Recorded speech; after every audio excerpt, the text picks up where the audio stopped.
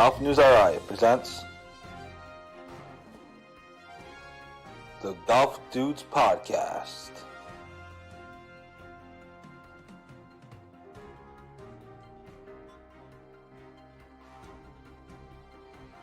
Here are the dudes.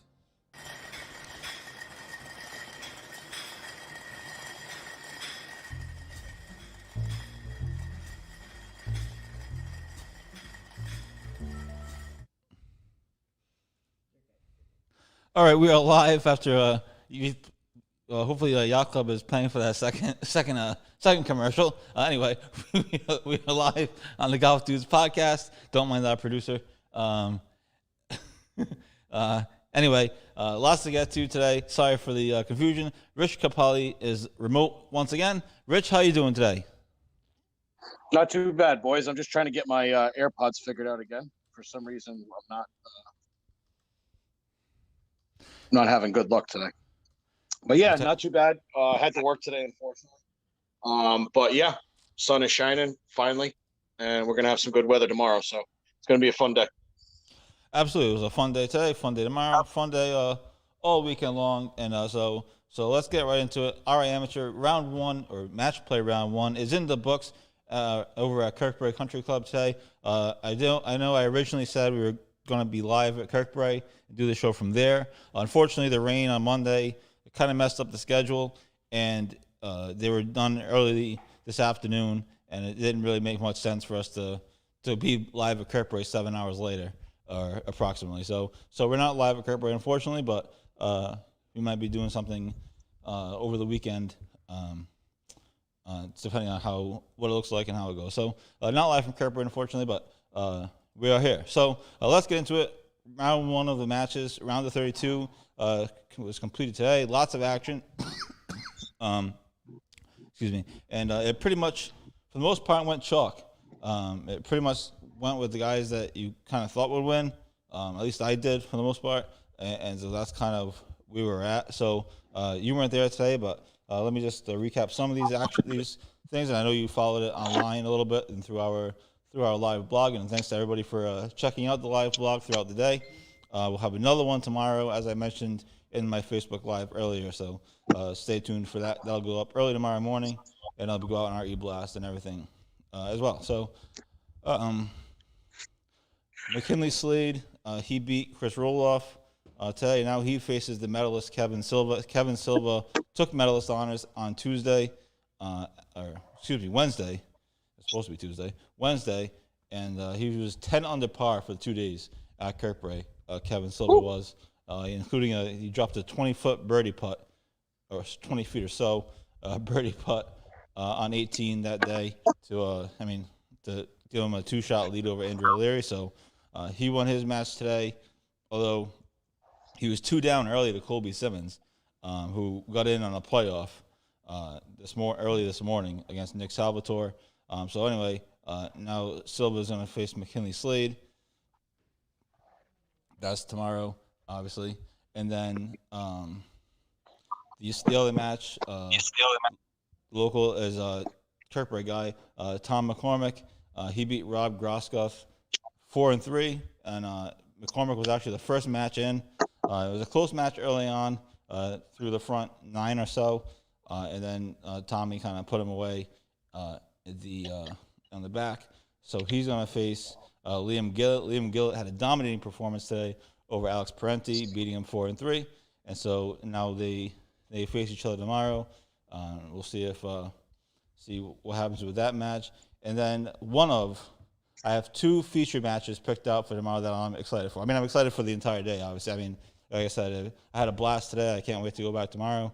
Probably be there early because I don't sleep. So anyway, 2 feature matches, and this is one of them that I'm looking forward to.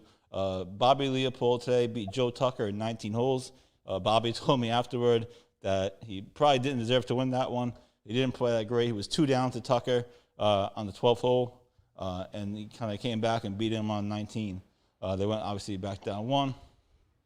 And now Bobby gets to face John O'Clair, who's a Kirkbride guy. He's won 13 Kirkbride championships. So I'm just looking at this right now. Holy crap. This is going to be awesome tomorrow. So that's one of my two feature matches. I'm getting to the other one.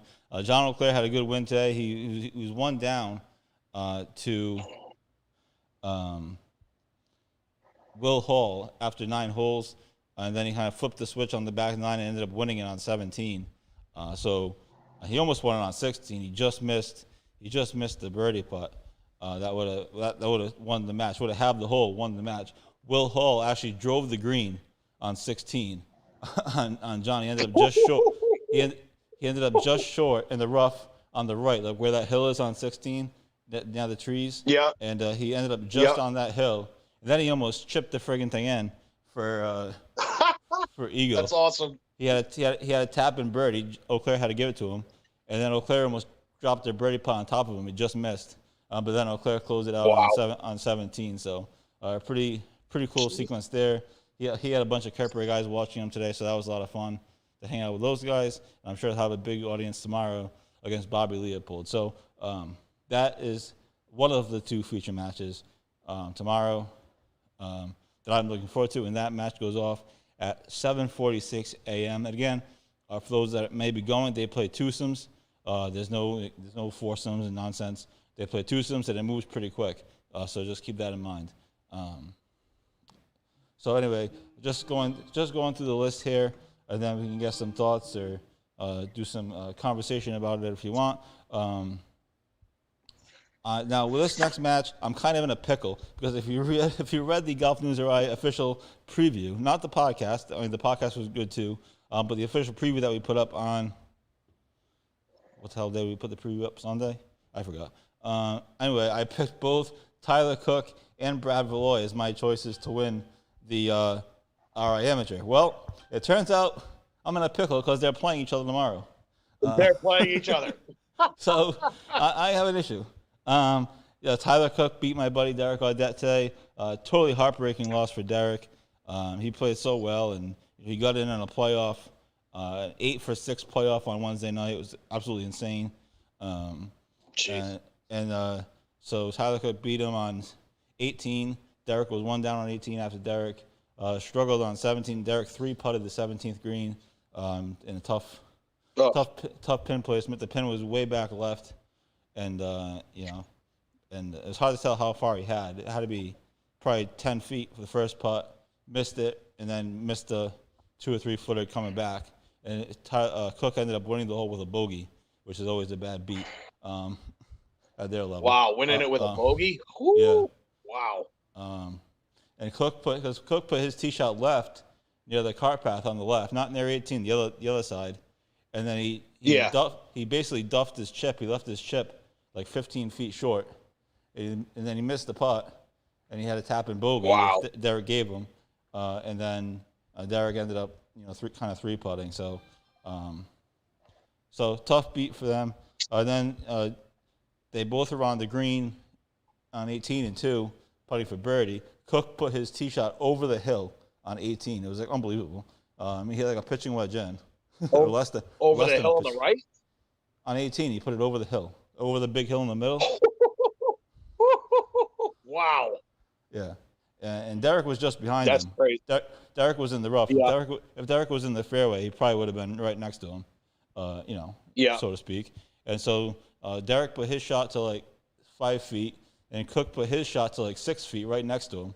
And Cook's birdie putt just missed, but he gave Derek the line, and Derek's birdie putt just missed, and they ended up having the hole, which obviously was a win for Tyler Cook. So tough loss for Derek. Where was where was the pin on 18 today? Front right. Front right. Oof. Near the water. Wow. Like the water side. Wow. There's been some interesting pins. They haven't put it way in the back yet, so that could be coming tomorrow or the next day. It could be. Sure. I'm saying that might be tomorrow. Yep. So they haven't used it way in the back. So tough beat for Derek, but he made it to the match play, which is no small thing. That means he gets an exemption next year. He doesn't have to pre-qualify or any of that nonsense. Rich's screen just went dark, but that's okay. No, I'm here. I'm just trying to figure out my my AirPods. My apologies. I wouldn't worry about it at this point.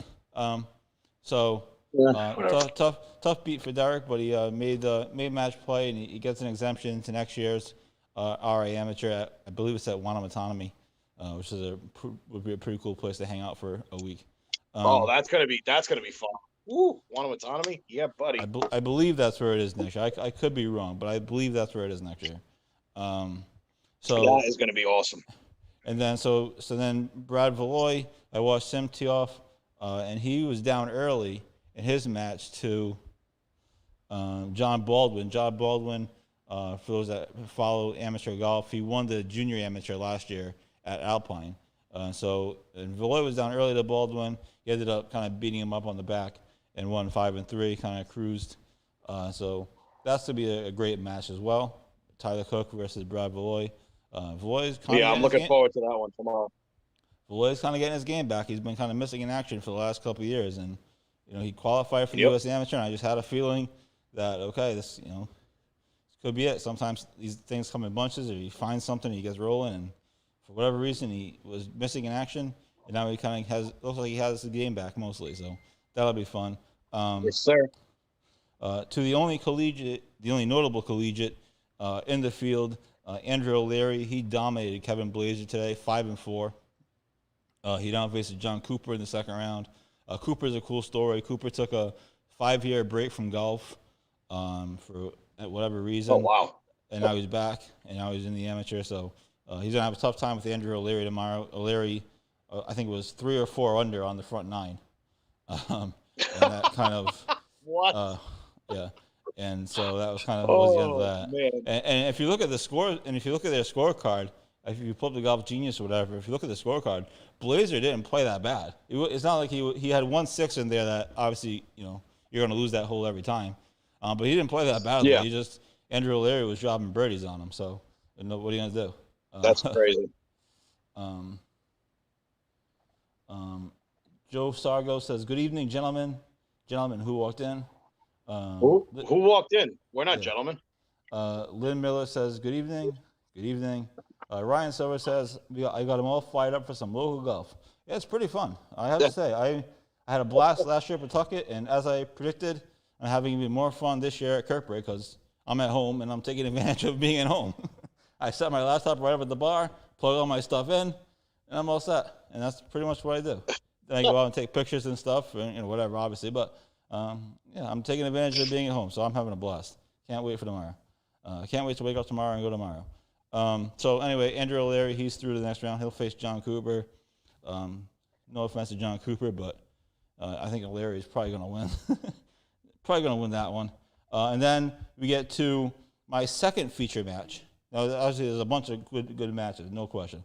My second feature match for tomorrow, and he's actually watching, so I've got to be careful, is Austin Seeley against Mike Hamilton.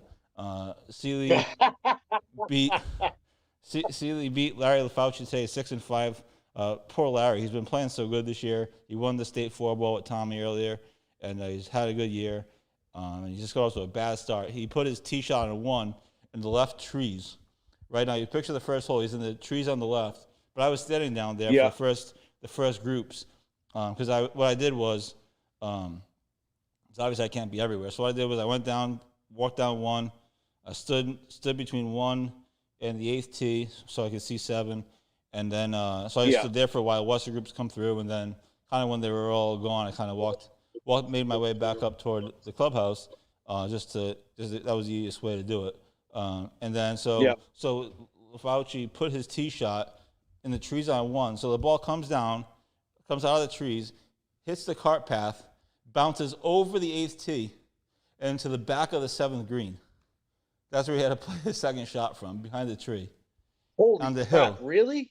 Yeah, you know how the back, how the back of the 7th green slopes. There's that slope down there, like right on the back. It goes down the rough, the slope. Yeah, he was there. The ball bounces over the cart path.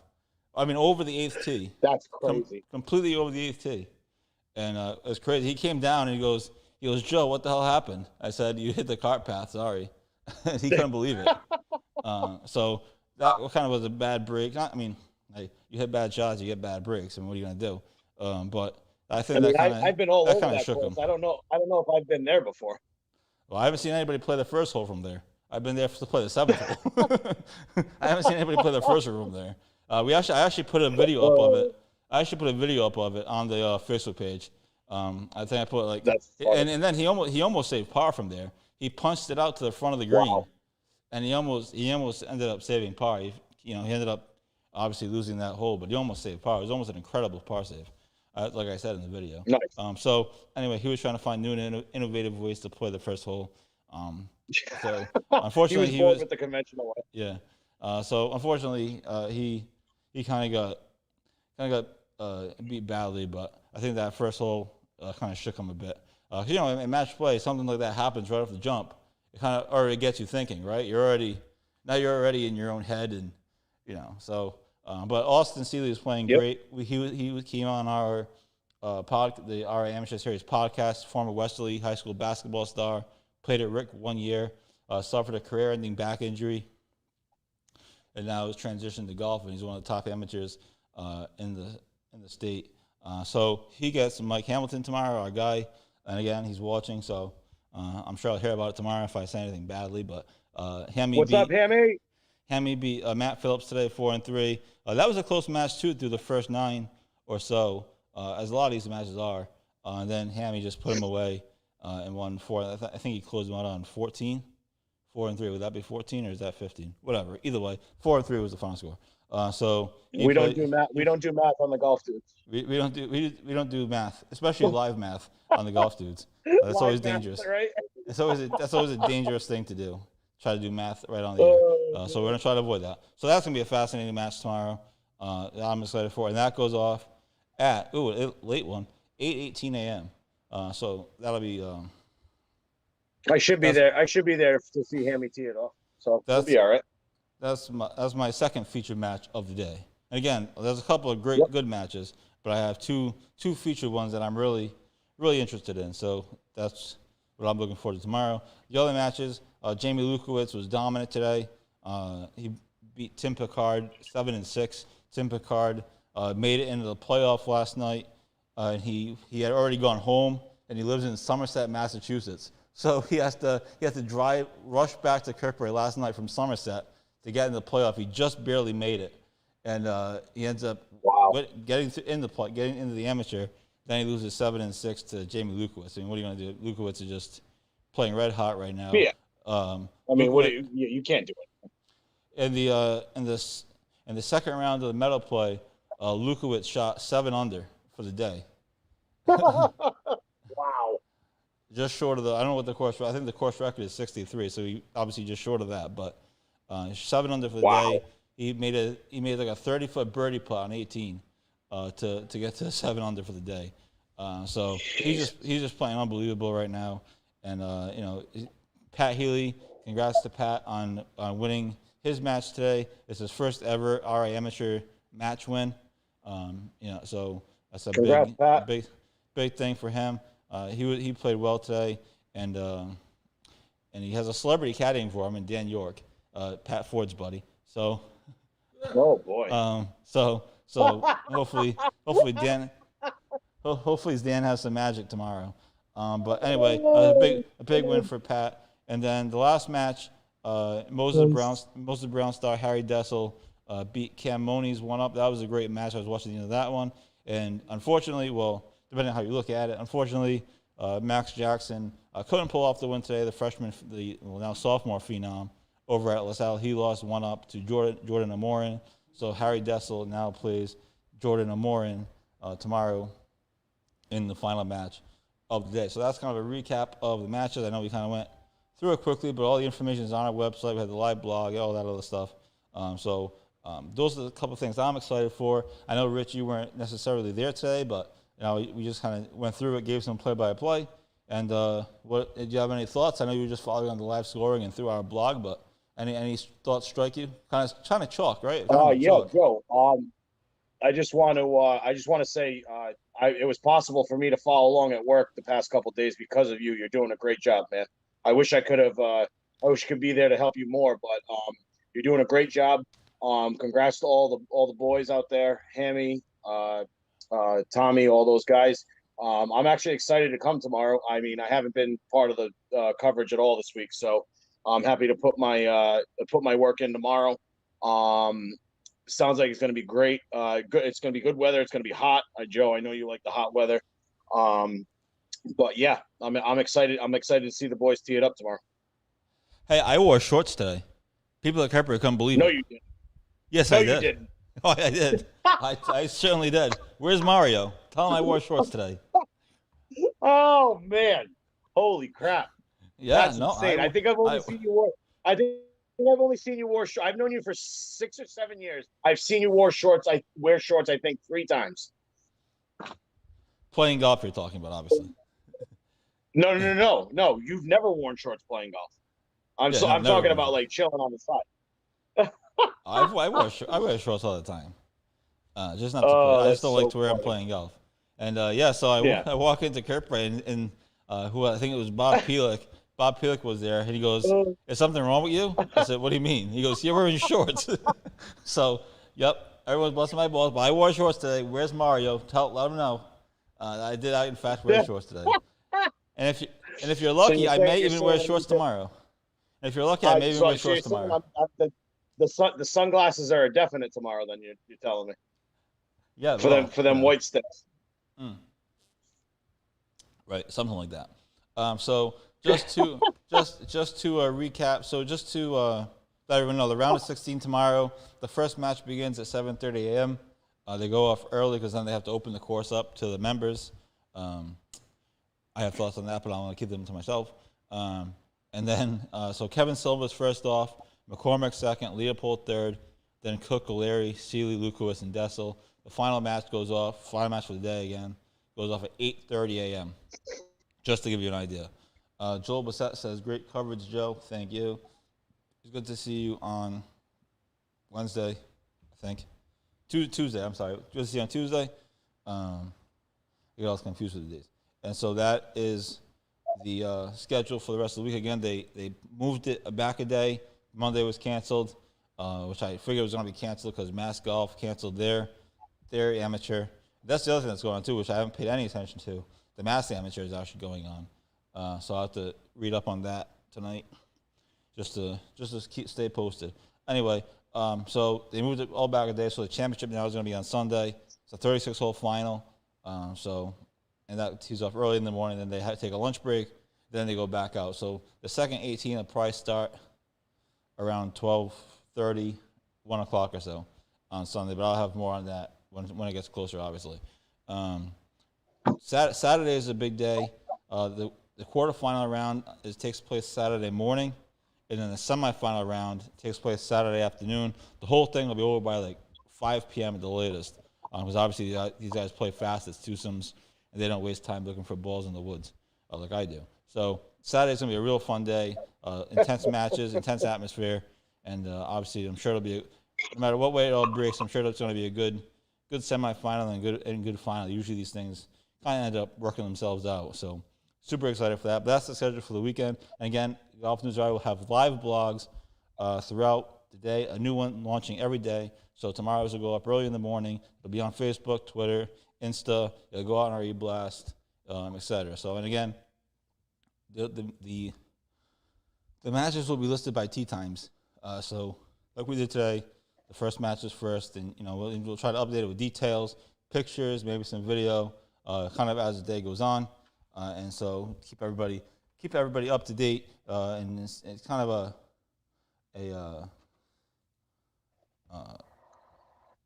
it's kind of an alternate to the Golf Genius. Obviously, Golf Genius is great and it's helpful, and I use it while I'm out there just to help me keep track of everything. Obviously, I can't be everywhere, but we try to give some details on what's going on. Why does somebody lose a hole? Why does somebody win a hole?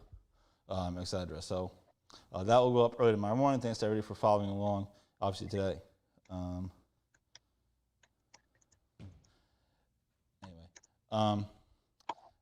So there's that. Rich, do you have anything else to add? I know you're excited to come tomorrow. What match are you looking forward to tomorrow? Is there one that stands out? Obviously, I picked the 2 feature matches, but is there one that you're particularly excited for? Let's see. Let me see. So obviously I'm gonna pick the McCormick versus Lance Gillett match. and the Hammy versus Austin Kylie match. Other than that, I want to see my number one. I want to see Bobby Leopold versus John O'Clair. That's my number one besides the obvious two. And the Luke. I actually want to see the Lukowitz versus Pat Healy match also. And I also I want to see how Brad Valois does too also. So I'm not going to henpeck these matches. I actually kind of want to see all of them. I want to see how these guys respond under pressure. I want to see how the course reacts. And like I said, I missed it all week. I'm real excited to at least have one day with the amateur. Absolutely, and of course hardened up today with the heat finally after days. Did it of really? Rain. That's awesome. Yeah. That's great. It's nicely in better shape. The first 2 days were very wet, and today it looks better, and it should be even better tomorrow with more heat. So let's do this. Let's take a promo break. Mario Martone says someone could clean up taking some action on these matches. If you want to offer it up. I mean, we're not going to run any betting rings, but if you want to. Hey, Mario, did you hear that Joe wore shorts today? It's a miracle. I don't believe it. I'm going to have to see it. I'm going to take pictures tomorrow. I'll see it when I believe it. So we'll have more our amateur talk. Talk a little about the course, and then I do want to give Rich a few minutes on the British Open because there were some developments. We have a trivia question that I'm going to give you the answer to that I posted on our Facebook today. I think you'll all be surprised at the answer. So we're going to do that, and then we'll get into some other stuff as well. Do the British Open. Bryson DeChambeau made a fool of himself again for the second time in 3 weeks, and more on that. So I want to do the promo. But real quickly, I don't want to spend too much time on this. There's still people still aren't sure of the details. I do want to Uncle Bob. Man. I didn't see it. But real quickly, I just want to send out heartfelt thoughts and prayers to my former colleague at Go Local Prov, Kate Nagel. She was in a horrific ordeal, accident. I don't know what you would call it. It doesn't seem like an accident. She was in a horrific ordeal right in front of her house the other day. She got ran over by a motorcycle. The guy didn't stop. It was a hit and run. She was in the emergency. She was rushed for emergency surgery yesterday evening. And so I just wanted to send out my thoughts and prayers to her and her family and everybody involved. I think she's going to be okay, it sounds like. And again, the details are still iffy. Pat and I were just talking about it off the air, trying to see if we can piece some of the stuff together, but it's just a horrific ordeal. And so my heartfelt thoughts and prayers go out to her. She was a huge help to me while I was at Go Local. Learned a lot from her, and we definitely had some fun adventures. So anyway, thoughts and prayers to her and her family, and hopefully she's going to be okay and she'll be back on the news scene real quick. So on that note, let's take a break. We'll be back with some more golf talk. Billy Andre joins the show. Billy, thanks so much for doing this, and we appreciate you taking the time. Well, thank you. Thanks for having me. I'm excited. I'm very excited to be joined by an 11-time Emmy Award winner, and that is Armen Keteyian. Massachusetts Women's Amateur Champion Allison Paik.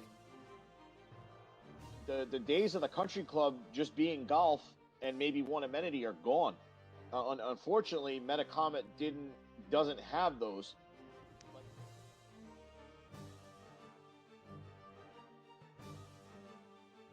He has a very rare condition called kyphoscoliotic Ehlers-Danlos syndrome. And at the time of diagnosis, there was only 60 documented cases in the world. When we legitimately played the last 4 holes at Newport National, you could not see 50 yards.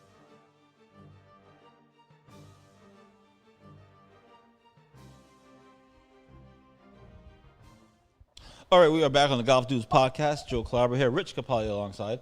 And we did the whole show basically on the Ryan Amateur. Lots to break down, lots to be excited for tomorrow. I know Ryan Silver said we're getting him excited for local golf, and people should be. It's a big deal. Yes, Uncle Bob, I did wear shorts today. It only takes 120% humidity to show those calves. Yeah. Well, if I was playing, I would have worn pants, but I wasn't playing, so I figured I would wear shorts. So You're out of your just mind.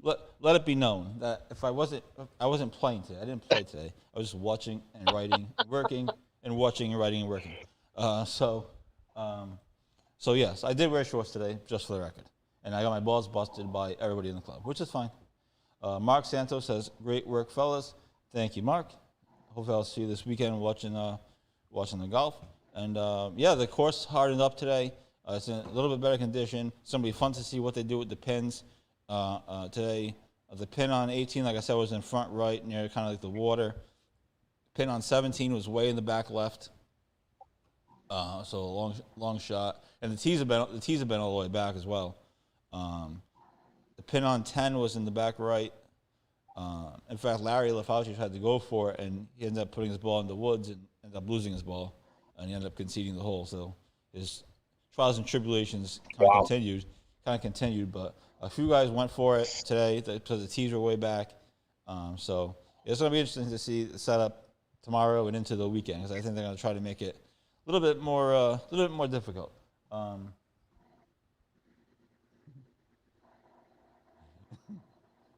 Uncle Bob says, "Thank God, because playing could have blinded somebody." I could have.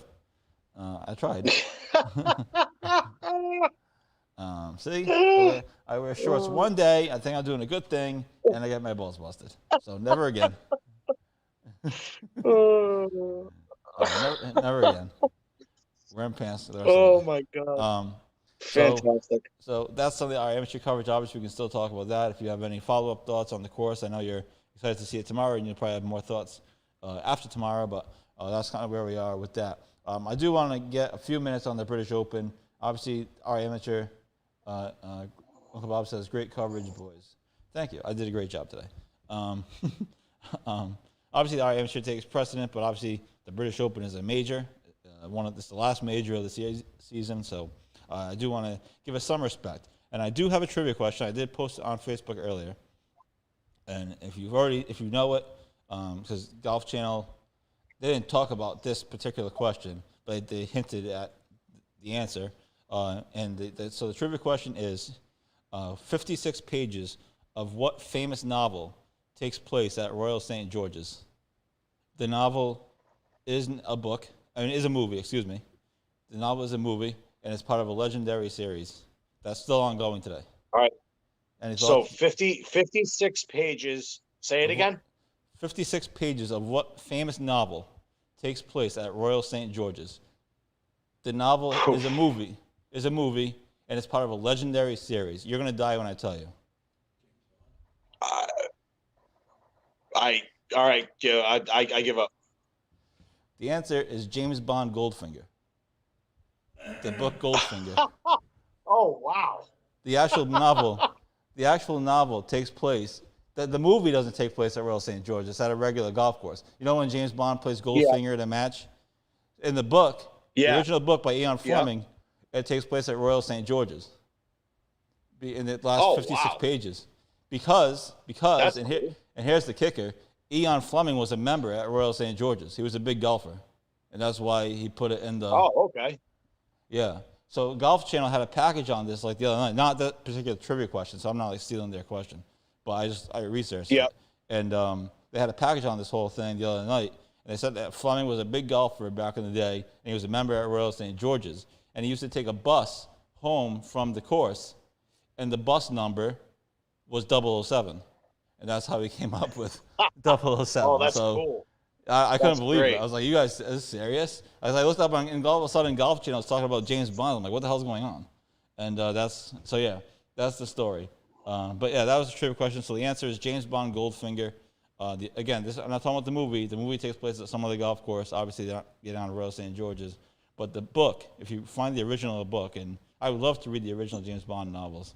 I don't know if there's any way to find them, but if you read the original book, the match with Goldfinger takes place at Royal St. George's. So there's your little history lesson, Royal St. George's history lesson. But I wanted to do that to get us into, one, I'm a huge James Bond fan, but two, to get us into British Open talk. I know you didn't see much of it today, but you kind of studied up the last half hour or so. Louis Oosthuizen back in the lead again, my guy. He's let me down twice already this year.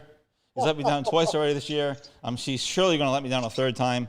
But he was 6 under par today. He has 6 runner-up finishes in majors. That ties Phil Mickelson's U.S. Open runner-up finishes. And Jordan Spieth is right behind him at 5 under. Then Mackenzie Hughes and Dylan Fratelli and a bunch of people that we don't care about. Fascinating first round. The course seemed like it played easy this morning, and then kind of got a little bit more difficult in the afternoon. So I think the winds changed. I know Ricky Fowler's like 1 under. Rory, I think, is even for the day, if I'm not mistaken. But, first day of the British Open is in the books. Tee off again is at 1:30 a.m. tomorrow. I was watching something on Golf Channel in between our amateur stuff, and then obviously when I get home. But I know you didn't see much of it today. You probably watched some highlights and stuff since. But what are your thoughts on the leaderboard? Is Louis going to blow us again? So when I woke up this morning, my Twitter was abuzz with Spieth going low. He had a pretty much a perfect card except for the par 3 third. He made a bogey on that, but other than that, he was pretty much perfect on the day. Played a very good round from what I saw. Like I said, I did not watch an ounce of video coverage today. I just saw Twitter highlights. But yeah, let me go through the leaderboard real quick with the stars. Your boy Louis is at 6 under, like we said. Spieth's at 5 under, 1 back. Brian Harmon's 5 under. Dylan Fratelli, Stuart Sink, Webb Simpson at 4 under. Come on, computer. There we go. Danny Willett, the unsung Masters hero, Rando at 3 under. Justin Rose also at 3 under. Scotty Scheffler, Colin Morikawa, which was a good bet to win it this week. Tommy Fleetwood also at 3 under. Let's see, we got my boy Victor Hovland. He's at 2 under. Paul Casey 2 under. Dustin at 2 under. Sergio 2 under. Brandt Snedeker 2 under. Francesco Molinari 2 under. We all know his success in the British Open, or the Open as the locals call it. Brooks Koepka at 1 under. Joel Damon 1 under. I have to say this because I love his name, Taylor Gooch. I love that last name. Gooch is fantastic. He's at 1 under. Will Zalatoris also at 1 under. Lanto Griffin, Schauffele, Fowler, Cameron Smith at 1 under. Jason Kokrak, Daniel Berger.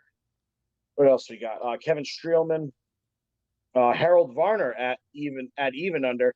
Harold Varner was actually a not an exception, but he actually made it into the Open, given the fact that there was so many top guys that actually withdrew.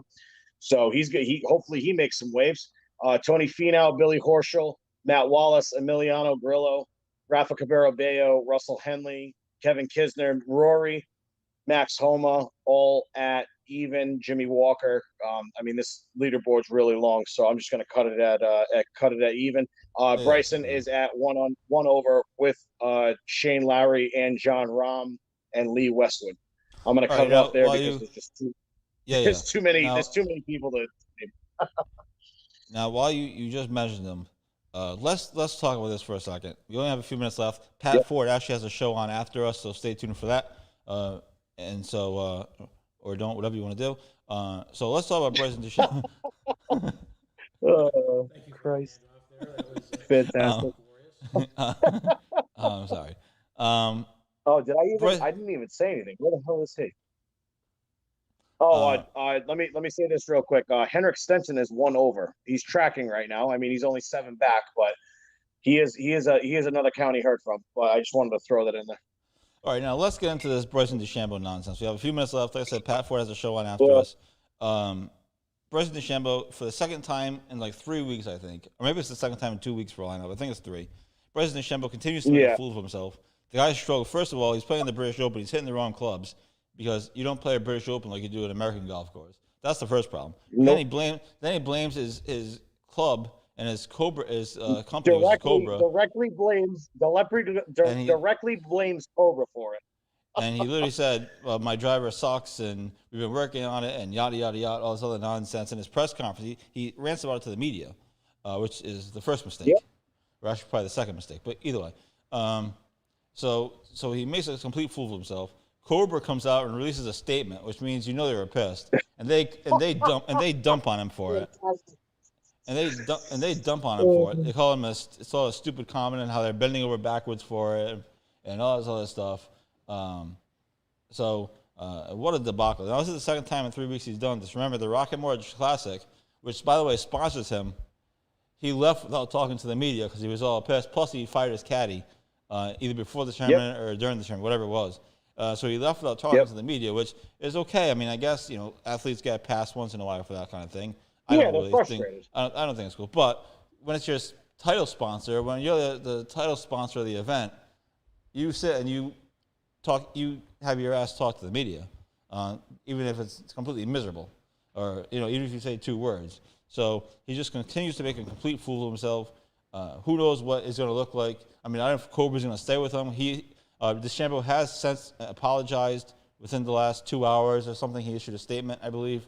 I saw it on Twitter. So he just continues to make a complete fool of himself. He's must-watch TV for sure, but he just continues to be an idiot. He's going to get himself in a lot of trouble. He's going to have no sponsors in a couple of weeks.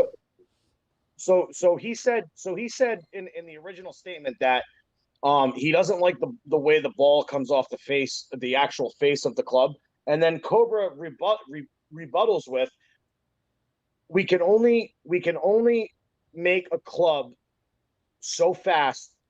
I think his driver's like 5 degrees. The normal That's player correct. plays with anywhere between like 9.5 and 10.5, sometimes like 12. Anywhere between like 9.5 and 12.5 degrees. Like my dad, he plays with like a 12 or a 12.5. And this dude's playing with a 5. And Cobra just said, he's like, we don't know how to make the ball go any higher at a 5-degree loft. So he's legit making things impossible for these guys, and we wonder why his caddy quit on him. Straight up. It's quite unbelievable. I know Brandel Chambly had a field day with it, and on the live from after the tournament ended. So complete fool of himself. I don't really just getting borderline ridiculous now, man. We'll see what he does the rest of the week. I'm sure he's not going to make the cut because he continues to play courses the wrong way. But I don't know. It was funny. He was hitting out at the long high rough because he keeps hitting drivers. And you just hit I remember when Tiger played, what was it, Royal Liverpool, I think? He hit 2 iron off the tee on every hole when he won in 2006. Yep. The course might be wrong. That might be the wrong course. But whenever he won in 2006, he hit 2 iron. He hit 1 driver at that whole tournament, I believe. Yeah. I don't know. He just continues to make a fool of himself. I mean, it's entertaining to watch. I mean, from a media perspective, I'm thankful for him. Thank you. It gave me content. Gave me something to talk about. And So, because keep going. But and because of that, I don't think he's going to change. You know what I mean? Right. So that's that. We gotta get out of here because Pat has a show. Do you have anything else to add? Actually, you have a big money tournament on Kings Crossing on Saturday, right? You gonna win, or is Golf News Rye again? Is Golf News Rye the official sponsor? I fired off a nice warning shot to the boys, to the club boys in a group text last night. Got a couple comments. Pop's bit. A couple of the other guys bit. Is it time for my handoff for the show? Oh, Pat Ford tuning in. Hey. Hello, Mr. Ford. How are you? Great. Hey, listen, stay tuned after this marvelous hour of entertainment and information. I'm going to be interviewing Irina Zuckerman, and we're going to be talking about something as far removed from golf as possible. We're going to be talking about the Yemeni civil war and its implications for American defense policy. So all right, Mr. stay Ford. tuned. Mr. Ford, thank you for joining us. Did you want to give a quick shout out to Kate Nagel? Absolutely. I saw Kate. We're all competitors, but obviously we're not trying to see. Yeah, no, there's a lot of love here, and you want someone like Kate does a wonderful job, we just wish her nothing but the quickest return to complete recovery. I can imagine she's in a lot of pain right now. I guess she's stabilized. She's had surgery. She put this out on a public post, and nothing but the best. We just she's an important. Not only is she a friend, but she's an important part of the Rhode Island news scene, and she's done a lot over the years to expose a lot of corruption and a lot of chaos. So nothing but the best. Absolutely. And on that note, we're going to get out of here. This has been the Golf Dudes Podcast. We will talk to you tomorrow. We'll be at Kirkbride Country Club bright and early. If you want to replay the show, go for it. or we'll have it in an article tomorrow night. So anyway, Rich, thanks for coming on. Good luck in, well, I'll talk to you tomorrow anyway, but good luck in your big money tournament. And Golf News Wire will be happy to be the official sponsor of Rich Capaldi and his big money tournament. So and for that Nice. you get for that you get nothing and like it. So anyway, thanks everybody for tuning in. Good luck to everybody tomorrow in the amateur, and we will see you all there. And by the way, a quick note: 5 Kirkbride guys got into the second round. So congrats to all of them. 5 out of 7 guys that were in the field. So congrats to everybody, and good luck tomorrow. This is the Golf Dudes Podcast. Pat Ford is up next, and we are out of here.